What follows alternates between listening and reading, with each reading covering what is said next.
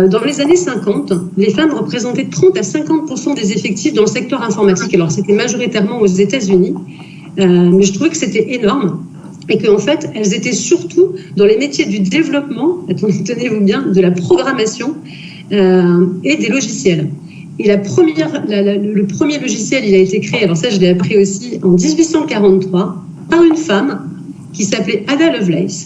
Et en fait, donc, les femmes à cette époque-là étaient finalement assez pionnières et assez présentes. Elles ont créé, et on se rend compte finalement que pour que ces femmes soient attirées par ces métiers et aient envie d'aller vers la tech, il faut qu'elles aient des rôles modèles. Et c'est vrai qu'il y a eu une espèce de manque de rôles modèles dans ces années qui ont suivi. C'est que plus que jamais maintenant, avec les nouvelles technologies, si on n'encourage pas les femmes à rejoindre notre industrie d'une manière générale, ou nos métiers de la tech d'une manière générale, quelque part, on se coupe nous-mêmes les pieds. Savoir qu'on a des différences dans le regard, dans la manière d'approcher, dans le recrutement, se dire oui, je suis différent de toi et je sais que je suis différent, ça déjà ouvre le champ des possibles au niveau de la discussion.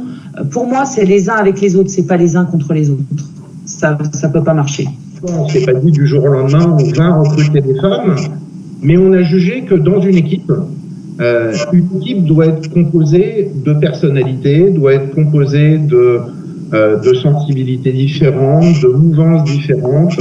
On a chez nous beaucoup de profils très différents, et c'est cette richesse qui amène un équilibre et qui nous fait progresser. Il faut aider aussi dans la perception qu'on a de nos vies. On a une perception qui est souvent assez linéaire de nos vies, c'est-à-dire ça ressemble, je ne sais pas si vous avez ça dans les entreprises, au cycle de vie du produit. Vous savez, on a un lancement, croissance, maturité et déclin. On est un peu comme ça. Et en fait, c'est une vision de la vie qui est quand même très dure. Parce que on n'a pas envie d'être dans la partie là de droite, quoi. Enfin, c'est voilà. Et en fait, ce qui est intéressant, c'est d'essayer d'effacer un peu cette vision-là et de passer plutôt sur une vision qui est plus naturelle, qui est celle des cycles. C'est-à-dire qu'on passe par des cycles différents.